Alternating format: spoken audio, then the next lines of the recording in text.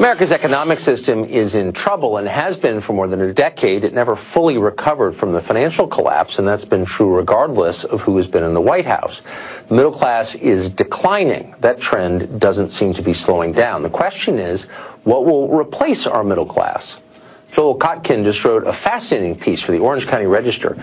He predicts that America is headed for a regime of oligarchical socialism, where super-rich business leaders like Mark Zuckerberg buy off the masses with programs like a guaranteed minimum income. Joel Kotkin joins us tonight. Joel, that was, I thought, a fascinating piece, a dystopian piece, a terrifying piece. I hope you're wrong in every detail, but what if you're not? Tell us what this is going to look like.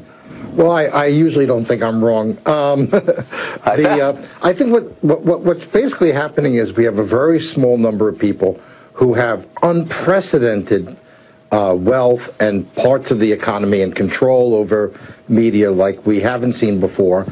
And their business models are not unionized. They generally hire, a lot of these firms hire a lot of part-time workers. They hire a lot of people from overseas. In Silicon Valley, as much as 40% of the tech workforce. What they don't want to do is pay the benefits and the pensions that the evil companies like oil companies and manufacturing companies do to their employees. So what's the solution? Well, if I want to be in the Democratic Party, what I do is I talk all the good talk on gender and race and climate and all that, and I put off the Bernie people by saying, oh yeah, we'll have free this, free that, free one other thing, you know, free education, and a guaranteed income and rent subsidies.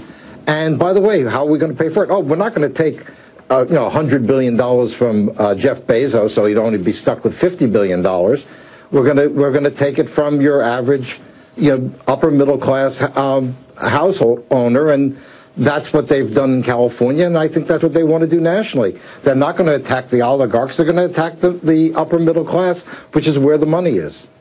But I guess I don't understand why Congress has sat passively by and allowed this to happen. I mean, on the left, you'd think there would be concern about the rights of middle-class workers. And on the right, there would be concern about, I don't know, monopolies or concentrations of power that are unprecedented in American history. But no one ever says anything that you just said. Why? Well, first of all, take a look at our two parties. The Republicans are basically a bunch of whores. Let's be honest about it. You just put a few dollars up and they'll follow it. These guys have lots of money, so they can buy them off. The left is a more complex situation because whereas there are some principled people on the left who will take these oligarchs on, like Bernie Sanders, for instance, a lot of them are allied. That's where they get their money. They get their money from Wall Street. They get their money from the tech oligarchs. You take a look at where the campaign contributions are going.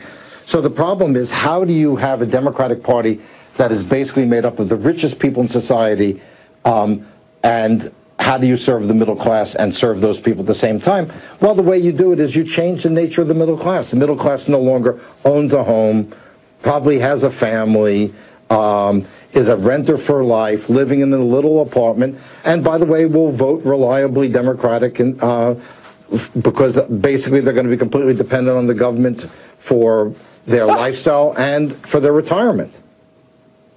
It makes my heart beat faster. Listen, this makes me so mad. We need a Teddy Roosevelt, the flaming sword of justice to restore the American middle class. Joel, thank you. It's totally terrifying. Again, I pray that you're wrong, but I suspect you're not. Thanks. Well, thank you.